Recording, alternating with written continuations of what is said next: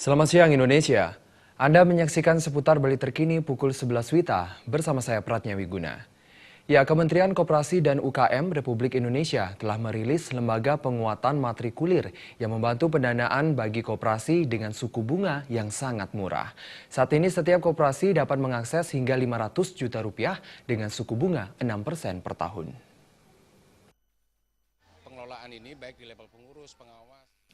Kepala Bidang Kelembagaan Dinas Koperasi dan UKM Provinsi Bali, Gede Indra mengatakan, kucuran dana dari pemerintah pusat bagi koperasi dan UKM di Bali sudah cukup besar nilainya. Dinas Koperasi dan UKM Provinsi Bali berharap agar hal ini dapat dimanfaatkan untuk memperluas sisi permodalan setiap koperasi. Selain dana dari pemerintah pusat, perlu adanya upaya yang dilakukan oleh koperasi agar memperkuat sisi permodalan, yakni dengan mengelola koperasi secara profesional dan memiliki prinsip-prinsip manajemen yang modern.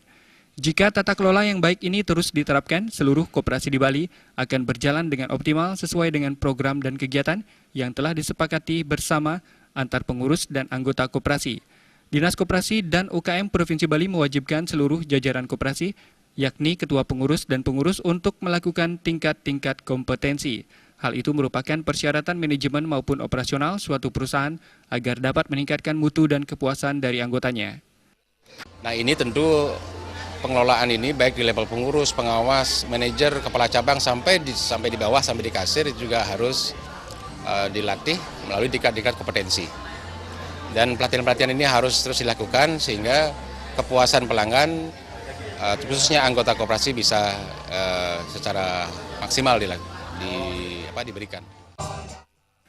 Gede Indra menambahkan kemajuan koperasi tidak hanya didapatkan dari dorongan dan bantuan pemerintah saja, namun juga perlu adanya partisipasi anggota sebagai pemilik maupun pelanggan koperasi dalam menggunakan produk yang ditawarkan oleh koperasi. Nada dan Sugiana, Bali TV.